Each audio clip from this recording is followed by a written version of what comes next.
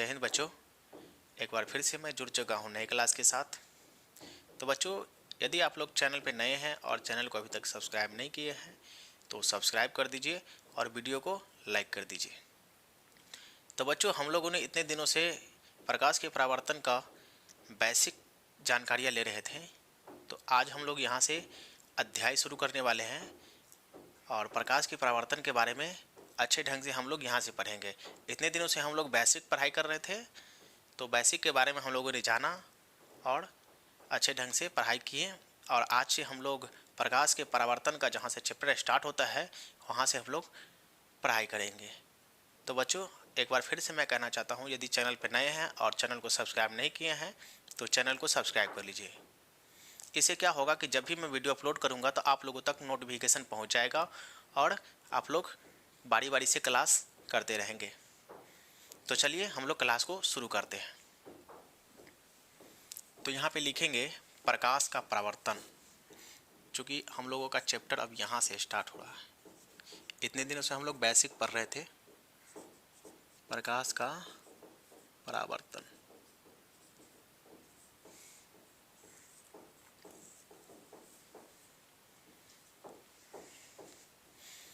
देखिए, हम लोग प्रकाश के बारे में अच्छे ढंग से पढ़ें और अब हम लोग परावर्तन के बारे में पढ़ेंगे कि किसी भी सतह पर यदि प्रकाश पड़ता है और प्रकाश अपने माध्यम में लौट के वापस आ जाता है, उसे हम लोग प्रकाश का परावर्तन कहते हैं। जैसे ये दीवार है, दीवार में मान लो यहाँ से हम लाइट मारे, टॉर्च जलाएं। टॉर्च जलाने के बाद यहाँ पे रोशनी आया और यहाँ से टकराकर प्रकाश अपने ही माध्यम में लौट के वापस चला गया, तो यह क्या हो गया? प्रकाश का परावर्तन। हम लोग परावर्तक सतह किससे कहते हैं? देखिए, जैसे दीवार है, ठीक है, मान लीजिए दीवार पे हम लोगों ने इसे गेंद फेंका, गेंद अपने ही माध्यम में वापस लौट के आ गया, तो यह क्या है? परावर्तक सतह है। परावर्तक सतह जैसे ये बोर्ड है, बोर्ड पे मान लीजिए हमें इसे पेन को फेंके और पेन वापस आ गया, ये क्या हो गया? परावर्तक सतह हो गया। तो आप लोगों ने परावर्तक सतह के बारे में जान लिए। तो देखिए, हम लोग अब यहाँ से क्लास को शुरू करने वाले हैं और यहाँ से हम लोग अच्छे ढंग से पढ़ाई करेंगे। बेसिक तो आप लोग समझ ही लिए हैं, तो अब यहाँ से क्लास को नोट्स बनाते चलेंगे, ठीक है। इससे क्या होगा कि बोर्ड के परीक्षा में हम लोगों को अंत समय में देखने के लिए सुविधा मिल जाता है। तो नोट्स बनाने में हम लोगों का यही फ़ायदा है। तो हम लोग नोट्स बनाते चलेंगे। तो बच्चों, आप लोग नोट्स बनाते चलिएगा, ठीक है। हम लोग क्लास यहाँ से स्टार्ट करते हैं। तो देखिए, हम लोग लिखेंगे पहला प्रश्न।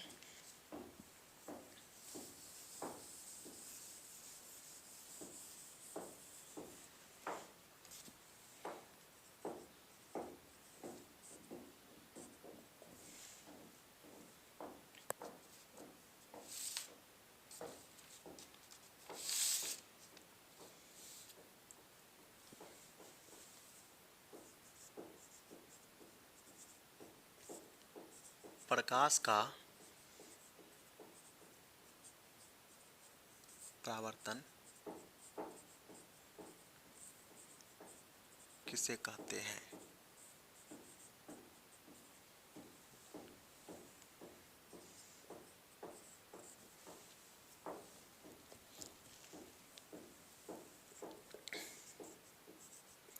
जब प्रकाश की किरणें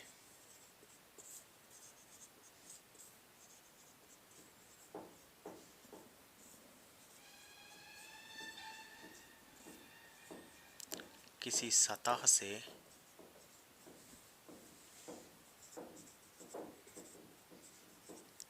टकराकर अपने ही माध्यम में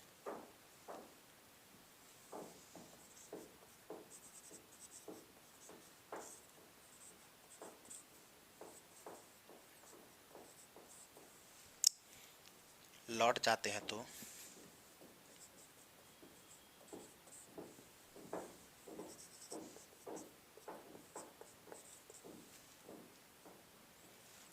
इस घटना को ही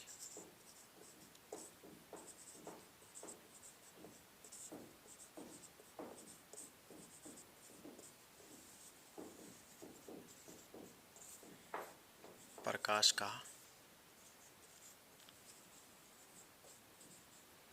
परावर्तन कहते हैं।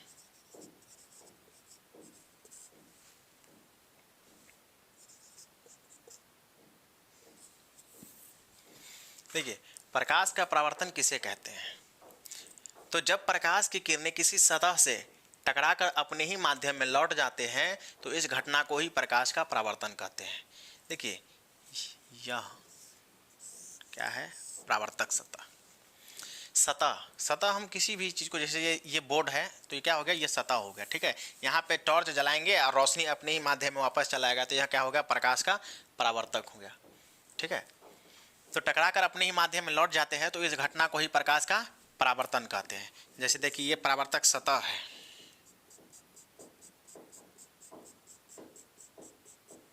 और यहाँ से टॉर्च जलाए और यहाँ पे रोशनी वापस चला गया तो यह क्या हो गया? परावर्तक सतह।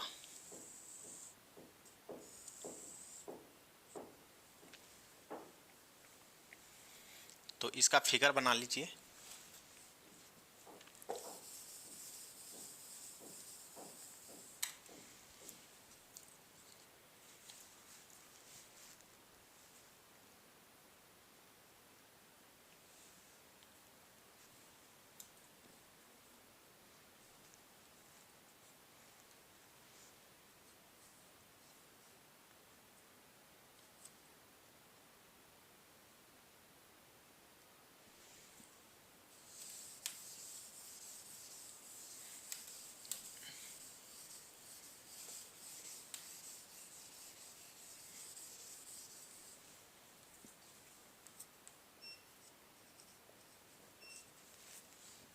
अगला प्रश्न है, प्रकृति के आधार पर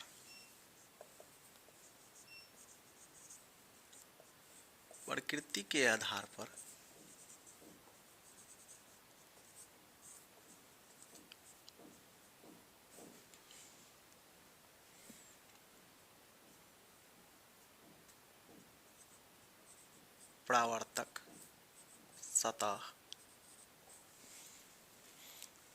कितने प्रकार के होते हैं?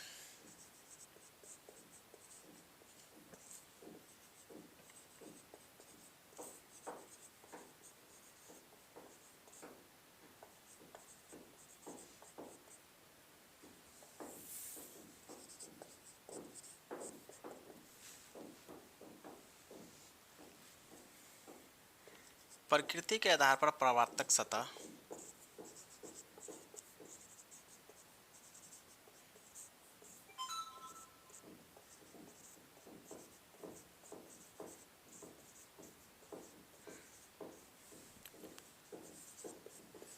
दो प्रकार के होते हैं।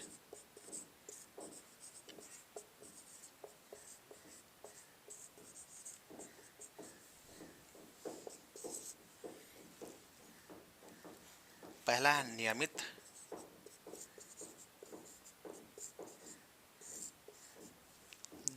परावर्तन,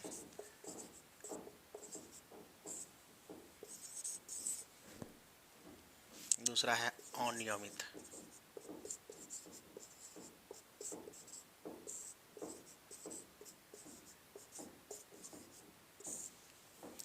अभी हम लोगों ने पढ़ा है कि ये परावर्तक सतह है और ऐसे यहाँ से प्रकाश आया और अपने ही माध्यम में यहाँ से जो लौट गया इसे हम परावर्तक प्रकाश का परावर्तन कहते हैं। तो यह जो है, यह सतह जो है, यह परावर्तक सतह जो है यह नियमित है। क्या है ये? नियमित।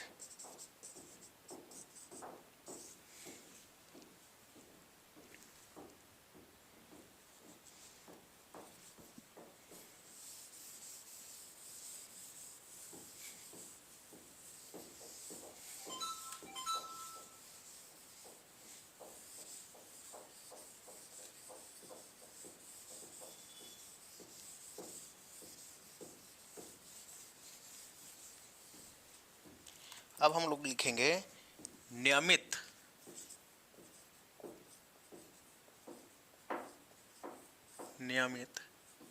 परावर्तन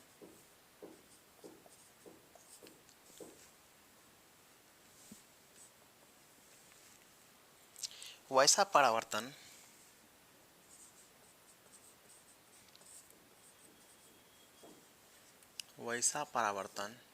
जो चिकनी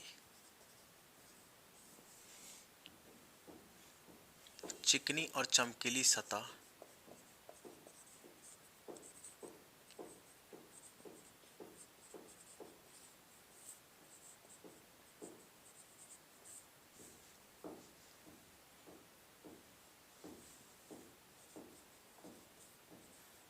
नियमित रूप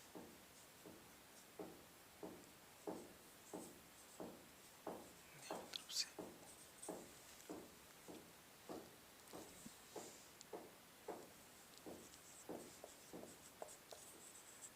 होता है, नियमित परावर्तन कहलाता है। नियमित परावर्तन कहलाता है। देखिए, नियमित परावर्तन वैसा परावर्तन जो चिकनी और चमकीली सतह से नियमित रूप से होता है, नियमित परावर्तन कहलाता है। जैसे देखिए, यह बोर्ड क्या है, चिकना है।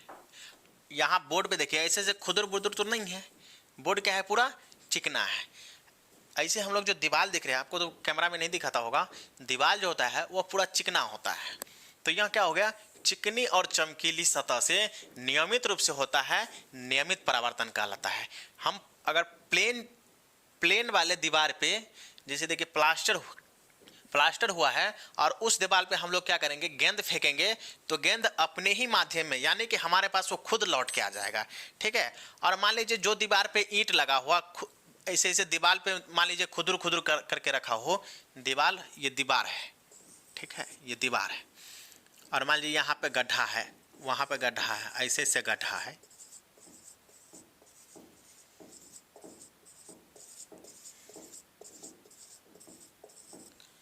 अब हम क्या करेंगे, यहाँ पे जो इस दीवार पे हम लोग गेंद फेंकेंगे तो इसमें अगर टकरा के, दोनों में टकराएगा तो गेंद क्या होगा, अपने ही माध्यम में नहीं लौटेगा, ये कहीं और चला जाएगा, या तो इधर जाएगा या इधर जाएगा या फिर इधर जाएगा या इधर जाएगा, कहीं पे चला जाएगा। ठीक है।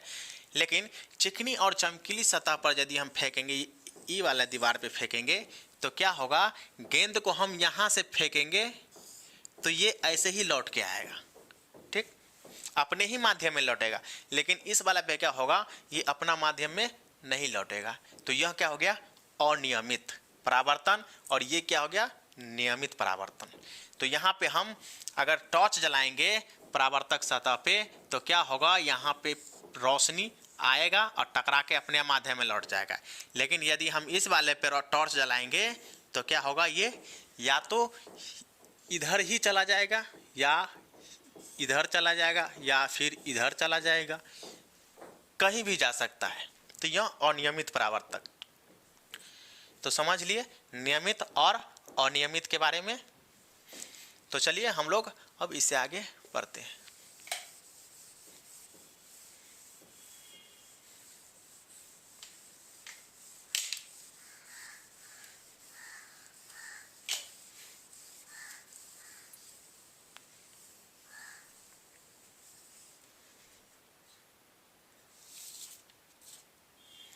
अगला है छाया किसे कहते हैं। छाया किसे कहते हैं।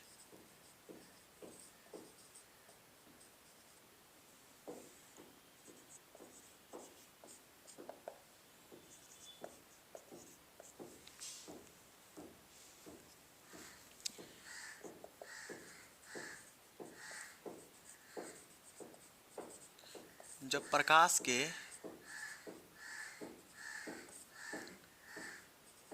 गमन पथ पर किसी अपारदर्शी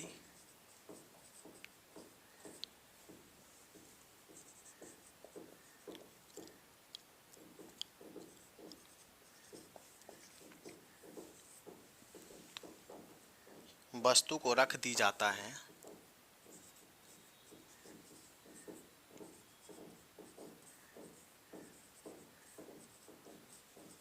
रख दिया जाता है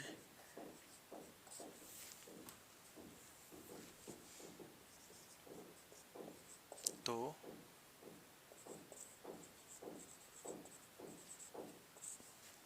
प्रकाश की किरणें उन्हें पार नहीं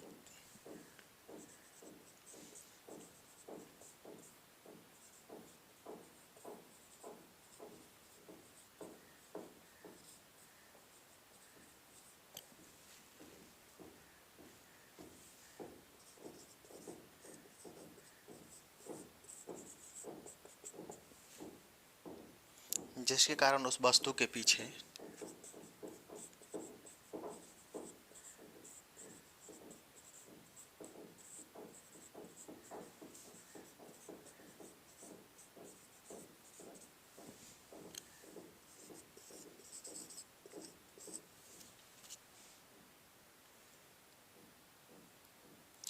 एक अंधेरा क्षेत्र बनता है।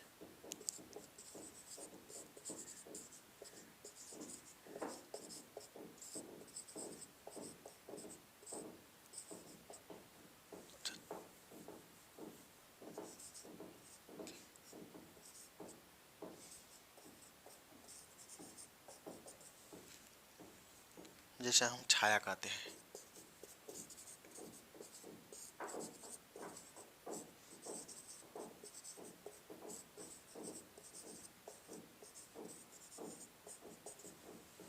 देखिए, छाया किसे कहते हैं? जब प्रकाश के गमन के पथ पर, यानी कि प्रकाश यहाँ से आ रहा है, यहाँ पे सूर्य है और यहाँ से क्या हो, प्रकाश आ रहा है। यहाँ पे मान लीजिए कोई व्यक्ति है,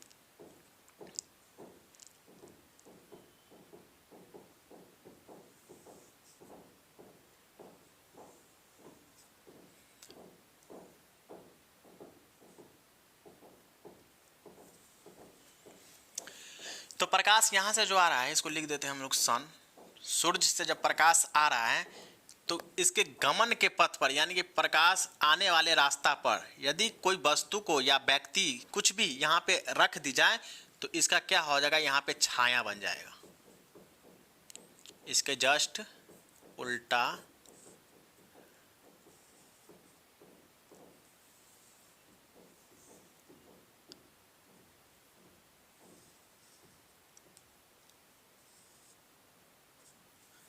तो यहाँ पे छाया बन जाएगा। तो जब प्रकाश के गमन के पथ पर किसी अपारदर्शी मतलब पार नहीं करने वाला वस्तु को रख दिया जाता है तो प्रकाश की किरणें उन्हें पार नहीं कर पाती है, जिसके कारण उस वस्तु के पीछे एक अंधेरा क्षेत्र बनता है जिसे हम छाया कहते हैं। मान लीजिए ये बोर्ड है, ये व्हाइट बोर्ड है, ठीक है।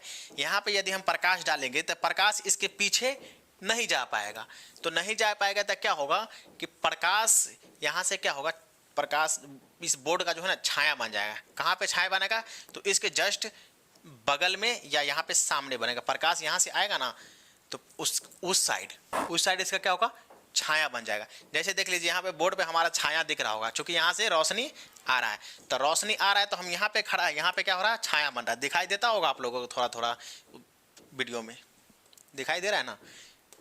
चलिए, तो जब प्रकाश के गमन के पथ पर किसी अपारदर्शी वस्तु को रख दिया जाता है तो प्रकाश की किरणें उन्हें पार नहीं कर पाती है, जिसके कारण उस वस्तु के पीछे एक अंधेरा क्षेत्र बनता है जिसे हम छाया कहते हैं।